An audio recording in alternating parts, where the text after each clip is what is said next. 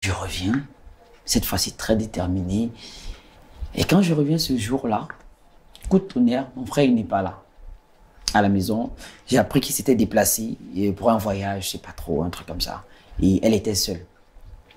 Mais avant ce jour, il faut, j'ai même trop avancé. Il y a, après peut-être 2 ans, comme ça, 2 ans, 3 ans, il y a eu un problème. Elle n'arrivait pas à concevoir. Voilà. Elle n'arrivait pas à concevoir. Et il a commencé à avoir des tensions. Et mon frère refusait catégoriquement de faire des examens médicaux, genre impossible. Lui, un garçon irréprochable, toujours modèle, droit. Comment se fait-il que ce soit lui le problème? La femme, elle a fait des examens, c'était ok chez elle. Mon frère, il ne voulait pas faire des examens, obstiné quoi. Donc, c'était plus trop ça. Et au bout de 5 ans, c'était grave. Bon. Bon, moi aussi, de mon côté, comme j'avais pris des résolutions de faire des efforts d'avancer, voilà. Un jour, je passe par là-bas pour voir s'ils ont trouvé une solution à cela. Juste comme ça, j'avais même plus d'arrière-pensée. Donc, pendant les 5 premières années de leur mariage, toi, tu as Ouais. lâché l'affaire du lycée, c'est ta belle-sœur. Ah oui. Je la fréquente normale, quoi. Oui, je n'allais plus là-bas, en fait, trop. Donc, certes, j'ai lâché, mais il y avait encore... En fait, je sentais que quand j'étais à côté d'elle, je devenais faible. Donc, du coup, j'ai dit, OK, je vais diminuer. Peut-être ça va aller, comme ça. Donc, tu l'envoyais juste peut-être dans la maison familiale, les événements. Ce genre de choses, voilà. Voilà, mais tu n'allais plus trop chez eux. Donc, oui. D'accord. Et un jour, je suis passé et j'ai trouvé que mon frère avait voyagé. Bon, ça, je ne savais pas. Et comme je disais que c'était devenu très, très tendu, et pour la toute première fois, elle a voulu parler avec moi.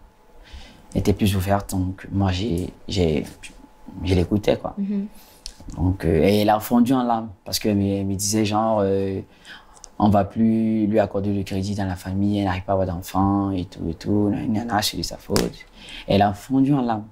Et moi, tout de suite, là, qu'elle fonde en larmes, moi, au début, c'était genre juste pour la réconforter. Tu l'as pris dans tes bras? Oui, c'était l'erreur. J'aurais dû pas faire ça. Je l'ai pris, je l'ai prise dans mes bras et en fait, quand je l'ai pris dans mes bras, j'ai ressenti ce que j'avais ressenti notre nuit à l'internat. Et je sais pas, je peux même pas expliquer comment ça s'est passé. Il y a eu un enchaînement d'émotions, de mouvements et nous avons couché ensemble. Ok. Encore. Nous avons couché ensemble. Et ça n'a plus arrêté. Donc, et cette fois-ci, elle n'a plus dit non. Donc, elle s'est laissée aller tout le temps. Et je revenais. J'ai commencé à revenir régulièrement. Et donc, ça a commencé, c'était même plus qu'avant, quoi. Donc, on couchait tout le temps. Dès que j'avais l'excuse de passer à la maison, on le faisait. Mon frère me voyait tout le temps là-bas. Je disais juste que non, bon, des fois, je dormais même là-bas. Et j'ai quitté de là pour aller au boulot le lendemain. Donc, tu es devenu son amant régulier, en fait? Oui. Donc, c'est comme si on a retrouvé cette passion. Donc, j'ai recommencé à vivre ce que j'avais voulu qu'on vive à l'époque. D'accord. Donc, ça a commencé à être quelque chose de sérieux.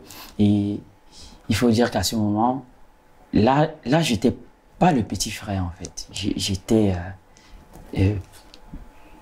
dans une relation sérieuse. Je ne calculais pas forcément les risques. D'accord. J'avais que foutre de mon frère. Déjà que je le voyais comme un rival. Donc, c'était moi qui gagnais cette fois-ci.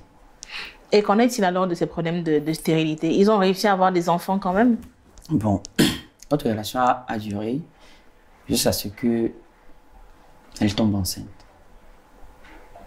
Bon, c'est clair qu'on ne savait pas qu'elle m'a couché, c'était notre secret à nous. Et qu'elle annonce dans la famille qu'elle est enceinte, ça ne pouvait pas le garder parce qu'elle attend chercher l'enfant. Donc, du coup, elle fait passer cette grossesse pour mon frère. Mais c'était la tienne. Mais oui, c'était la mienne. Ok. C'est là où ça commence à se compliquer parce que, voyez-vous, j'ai pas forcément mesuré les risques parce que, bon, ça m'a échappé en fait. Parce que là, maintenant, ok, on est dans une relation. La femme de mon frère, elle est enceinte de moi. C'est-à-dire que non seulement on couche ensemble, déjà quelque chose qui n'est pas forcément catholique. Et de là à ce qu'elle soit encore enceinte de moi, c'est-à-dire c'est un enfant pratiquement, je ne sais pas si vous voyez que c'est un enfant, c'est une grossesse qu'on attend dans la famille. Et elle ne vient pas de mon frère. Ça veut même dire que peut-être mon frère il est stérile. Donc c'est un autre problème que ça soulève. Donc autant de choses. Donc aujourd'hui, mon frère, j'ai jamais, il n'est même pas au courant, j'ai jamais parlé avec mon frère de cette histoire. Ça fait combien de temps que ça dure? Ça dure, ça fait 5 ans de mariage. Aujourd'hui, je dirais que ça fait 10 ans encore. 10 ans que tu es 5 ans. 10 ans que tu es l'amant de ta belle-sœur. Oui. D'accord. On revient dans un instant juste après ça.